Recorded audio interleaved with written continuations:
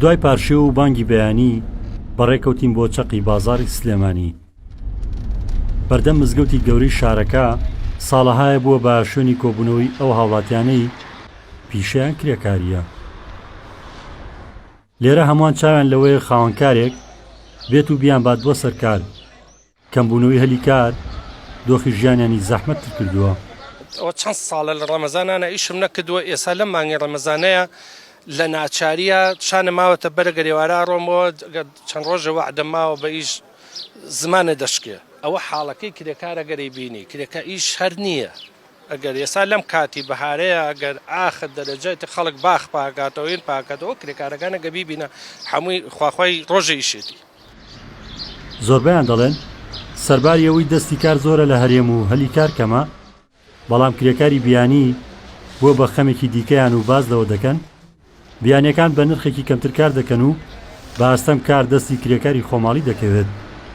شیانمان نەما، کەس ئیمانی بە خاک نەما، کەس ئیمانی بە کوردایەتی نەما.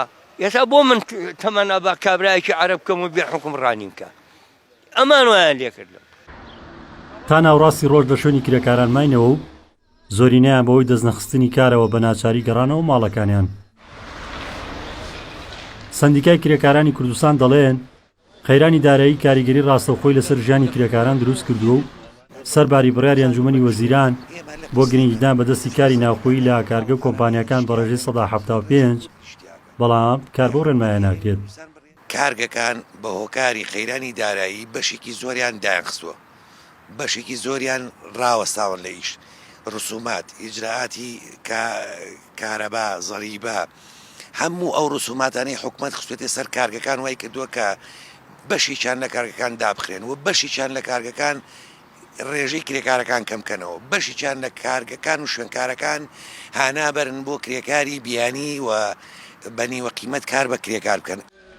بە پێی ئامارەکانی سەندیکای کرێکارانی کوردستان بە تەنها لە سنووری پارێزگای سلێمانی و هەردوو ئیدارەی سەربەخۆی گەرمیان و ڕاپەڕین زیاتر لە 100,000 کرێکار هەن و ساڵانەش بەوەی دەرچوونی هەزاران خوێندکار لە زانکۆ و پەیمانگاکان و دانەمەزراندنیان لە کەرتی گشتی ژمارەی کرێکار و بێکاران ڕۆ هەڵکشان دەبات. ڕزگار جەبار کێنێن سلێمانی.